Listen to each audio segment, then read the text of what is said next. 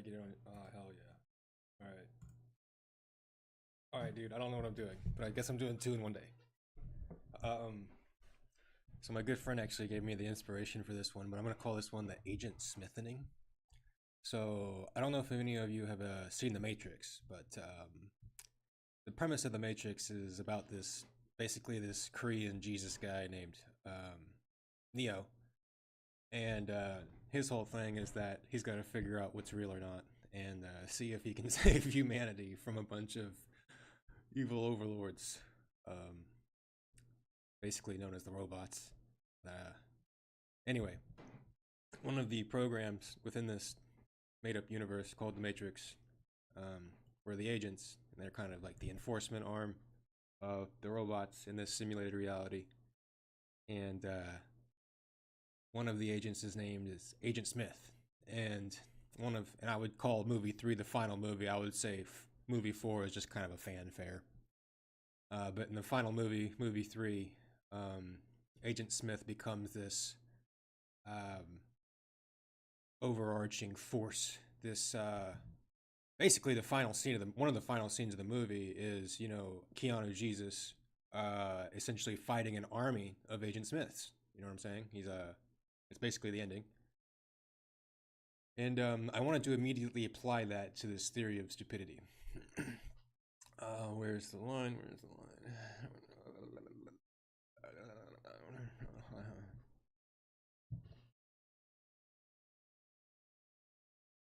And let's just start it here. Let's just try to read the paragraph then. Stupidity is a more dangerous enemy of the good than malice. One may protest against evil, can be exposed, and, if need be, prevented by use of force. Evil always carries within itself the germ of its own subversion, and that it leaves behind, in human beings at least, a sense of unease. Against stupidity we are defenseless. Neither protests nor the use of force accomplish anything here. Reasons fall on deaf ears. Facts that contradict one's prejudgment simply need not be believed. In such moments, the stupid person even becomes critical, and when facts are irrefutable, they are just pushed aside as inconsequential, as incidental. In all this, the stupid person, in contrast to the malicious one, is utterly self-satisfied, and, being easily irritated, becomes dangerous by going on the attack. For that reason, greater caution is called for than with a malicious one. Never again will we try to persuade the stupid person with reasons, for it is senseless and dangerous. I just think that's really interesting considering like the final scene of movie 3. Like, we essentially have, and I don't know if you guys know how the agents work, but when Neo was ever at a plot turning point in the movie, an agent could be anywhere at any time, right? Anybody can essentially be made stupid. And we see that kind of playing out in real time where the final scene of the movie seems to be as such where every single agent Smith, seems to be aligning itself with one critical idea. And that's why everybody kind of looks the same in this weird, stupid landscape that we seem to be going towards. Anyway, if we actually wanted the real playbook as to what's getting ready to happen to America, watch The Matrix, I guess. No, I'm kidding. And I'm not. But what is The Matrix a retelling of? It's Plato's allegory of the cave. It's the story of Jesus. It's apparently something has to be sacrificed in order for everybody to move along. Hopefully at this point we're starting to figure out that what needs to be sacrificed are the people causing the problems. But until we get there, let's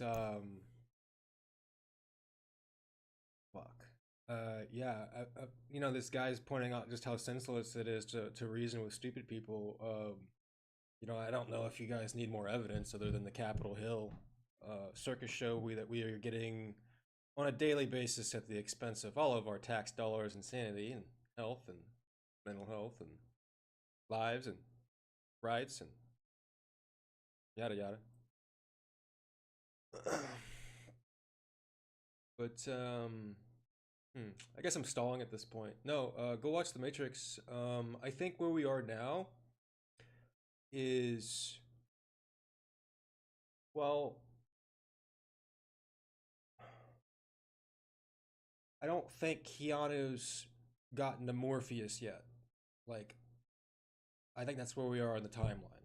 You know what I'm saying? I think America has yet to go through this ego mortification that is absolutely necessary in order for them to start clinging on to better ideas, in order for them to kind of start waking up and realizing that this whole burying kids in the back nine with the rest of the bitches is a problem, is a everybody problem. You know what I'm saying? Like, this is, whoa.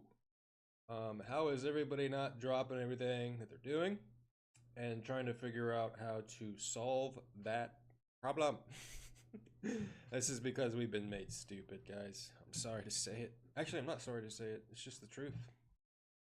Like, this is not a sustainable society that we're all on, and the fact that we kind of keep putting our heads down and expecting something, the magical otherness of, when are they going to be prosecuted, or when is someone going to hold them accountable, or when is basically someone else going to do something on my behalf in order to restore the things to the way I think they should be restored. And no, that's just never going to happen, right? Like, this idea that this mythical other thing is going to do something for you is, yeah, again, we have yet to go through the ego mortification required in order to begin the revolution, if you will.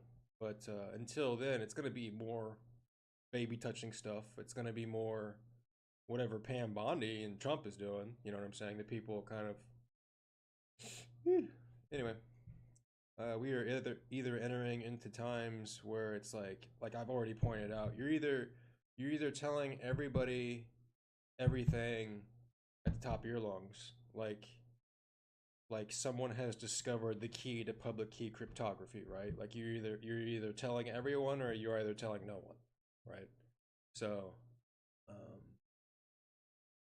little piece of news that I would like to end on, I guess, is that Slot Skin and Mark Kelly recently just dodged a federal indictment that was brought to you by people burying people on the back nine with the rest of the other bitches, for simply stating for others to obey the law.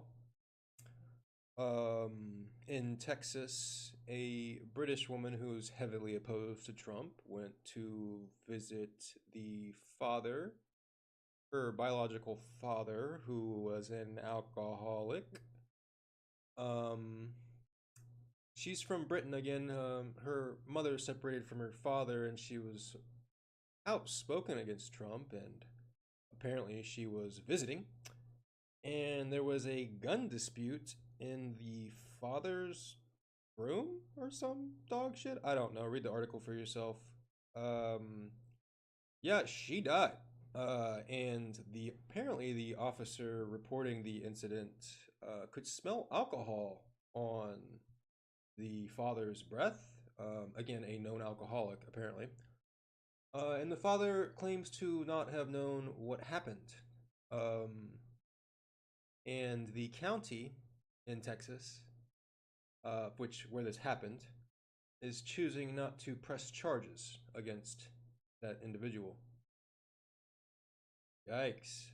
Yeah, again, read that article for yourself. Horrifying stuff. I've already kind of been outspoken on the horrors of ICE in general, but I guess I would say favorite sob story, and I don't mean favorite as in like actually favorite, but the one that's kind of up there for me to tell is the story of Aaliyah Rahman, a disabled Native American woman who basically just had to deal with ICE against her will. And boy, does she have less use of her arms to show for it. Anyway, I know the veil is being pulled off for a lot of people during times like this. What is America about? What are our values? Yada, yada, yada. But frankly, I've had the ability to look at a lot of people who have helped get us here and unfortunately experience a lot of this hate that these people are now being more outspoken about, you know. It is unfortunate to see my country continue to burn, but this is the ultimate result of what we get for continuing to capitulate with just utter stupidity, not even pretending to protect ourselves against realities that are ultimately going to be handed down to our children, right? Um, for those of us who really aren't quite getting it yet, if a country can't demonstrate that it can hold the worst of its constituents among them responsible for some of the worst travesties known to man, and instead they have demonstrated that they will instead elect them to the highest positions of power and demonstrate they're willing to bank rob their entire country and willing to achieve that goal. um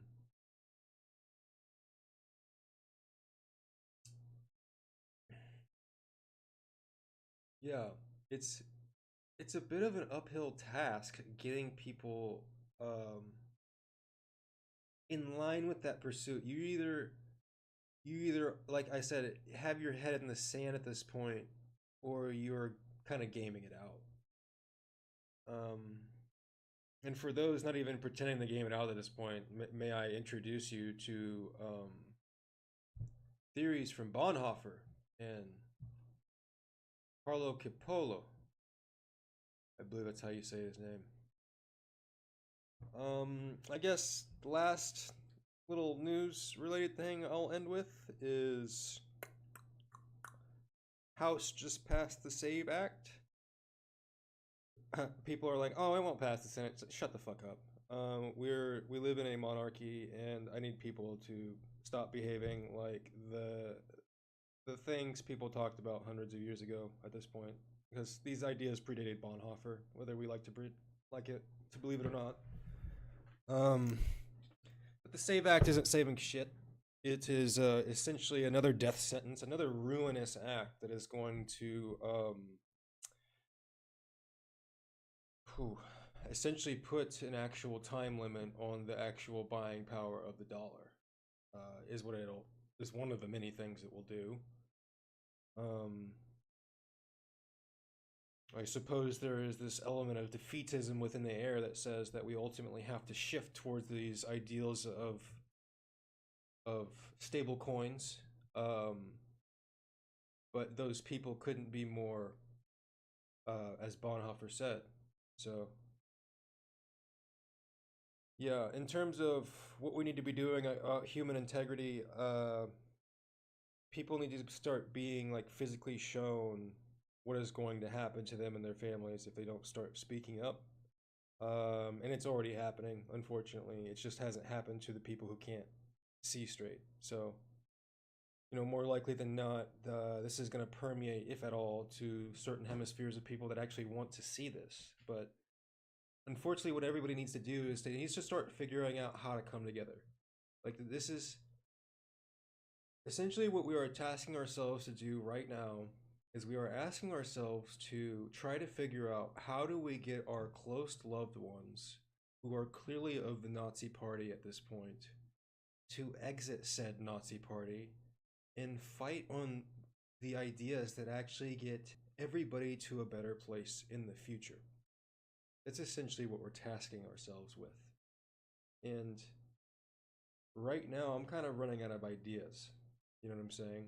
Other than you either kind of physically push against, which Bonhoeffer says is senseless and dangerous, or you get the fuck out.